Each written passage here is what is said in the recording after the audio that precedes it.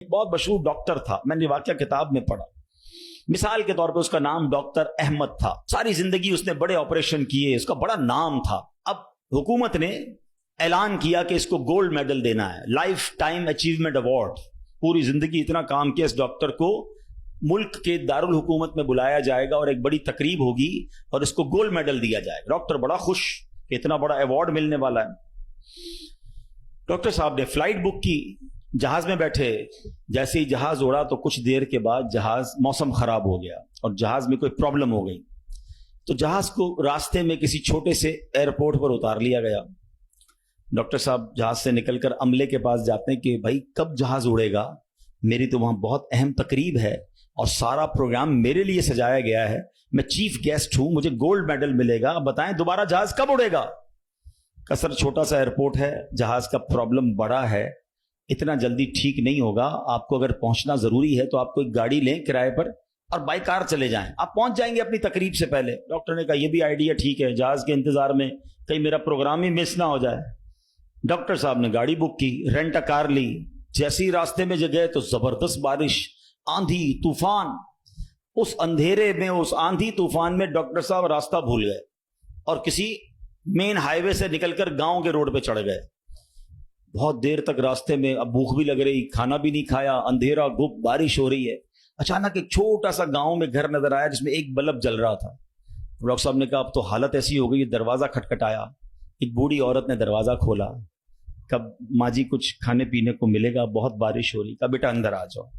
وہ اندر چلا گیا. ماں جی نے بڑی محبت سے اسے پانی بھی دیا، کچھ کھانے کو بھی دیا. تھوڑی سانس میں آئی تو ڈاکٹر نے دیکھا کہ برابر پہ بستر پر ایک نوجوان لیٹا ہوا تھا. کہا ماں جی یہ کون ہے؟ کہا بیٹا میرا بیٹا ہے. کیا ہو گیا اسے؟ کہا اس کو بہت بڑی بیماری ہے. ماں جی علاج کیوں نہیں کرواتی؟ ماں جی کہتی میں نے گاؤں کے ڈاکٹر کو دکھایا ہے، ڈاکٹر کہتے ہیں ہمارے وطن میں ایک ہی ڈاکٹر ہے جس کا نام ڈاکٹر احمد ہے، وہی اس کا علاج کر سکتا ہے. مگر بیٹا میں غریب ماں ہوں، میں اپنے بیٹے کو کہاں سے ڈاکٹر احمد کے پاس لے جاؤں؟ نہ پیسے ہیں نہ کرایہ ہے. بس روز اللہ سے دعا کرتی ہوں اے اللہ تو کارساز ہے، میرے بیٹے کو شفا دے دے یا ڈاکٹر احمد کے پاس پہنچا دے. ڈاکٹر احمد رونے لگا.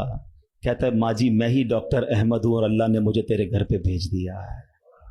جہاز کا خراب ہونا، چھوٹے ایئرپورٹ پر اترنا، رینٹ کار لینا، راستہ بھول جانا، کسی اور گھر پہ نہ رکنا، اسی جھونپڑی کے کنارے پر رکنا اور اس گھر میں جانا اور اس مریض کا علاج کرنا. اب بھی نہیں مانو گے؟